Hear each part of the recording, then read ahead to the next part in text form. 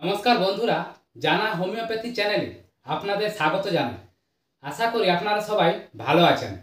আজকে আমি একটি খুব গুরুত্বপূর্ণ টপিক নিয়ে আলোচনা করতে চলেছি। সেটি হলো ল্যাকটুকা ভিরোসা মাদার টিংচার হোমিওপ্যাথি মেডিসিনটি আপনারা কোন কোন রোগে ব্যবহার করতে পারবেন। তাই বন্ধুরা, আপনারা ভিডিওটি স্কিপ না করে সম্পূর্ণ দেখতে থাকুন, তাহলে পুরো বিষয়টি ক্লিয়ার বুঝতে পারবেন। এবার শুরু করা যাক। এই মেডিসিনটি খেলে আপনার মন শিথিল থাকবে। এই মেডিসিনটি কি করে না, রক্ত সঞ্চালন করতে সাহায্য করে বা ব্লাড সার্কুলেশন করতে সাহায্য করে, যার ফলে শরীর ফিট থাকবে।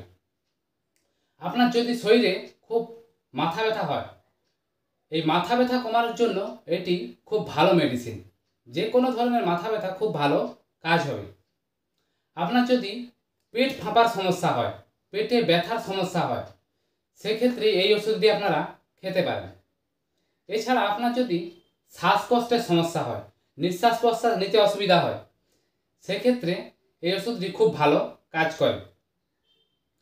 মাসিক নিয়ন্ত্রণে এই ওষুধটি খুব ভালো। যাদের মাসিক ঠিকঠাক হয় না বা পিরিয়ডস ঠিকঠাক হয় না, সেক্ষেত্রে এই ওষুধটি খেলে খুব রেগুলার আপনার এই পিরিয়ডসের হবে। এছাড়া আপনার যাদের ঘুমের সমস্যা রয়েছে, অনিদ্রা, ঘুম ঠিকঠাক হয় না, বিভিন্ন রকম সমস্যা যাদের রয়েছে, তাদের ক্ষেত্রে এই মেডিসিনটি খুব ভালো। এই মেডিসিনটি খেলে খুব ভালো ঘুম হয়।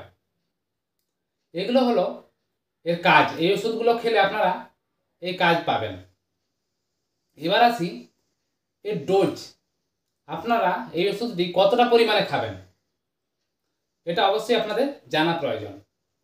সেটি হলো, এই ল্যাকটুকা ভিরোসা মাদার টিংচার আপনারা যে কোনো হোমিওপ্যাথি মেডিসিন দোকানে কিনে নেবেন। এটি আপনারা দিনে 3 বার 1 চামচ জলে 3 থেকে 4 ফোঁটা করে খাবেন।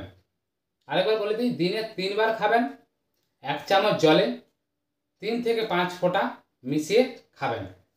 তাহলে দেখবেন এই যে সমস্ত রোগের কথা বললাম, এই ধরনের সমস্যা যদি আপনার থাকে, তাহলে আপনি এই ওষুধগুলো খেলে সুস্থ হয়ে যাবেন। তাহলে বন্ধুরা, আপনারা ভিডিওটি বুঝতে পারেন। যদি ভালো লেগে থাকে, প্লিজ লাইক, শেয়ার এবং সাবস্ক্রাইব করে দেবেন। ধন্যবাদ বন্ধুরা।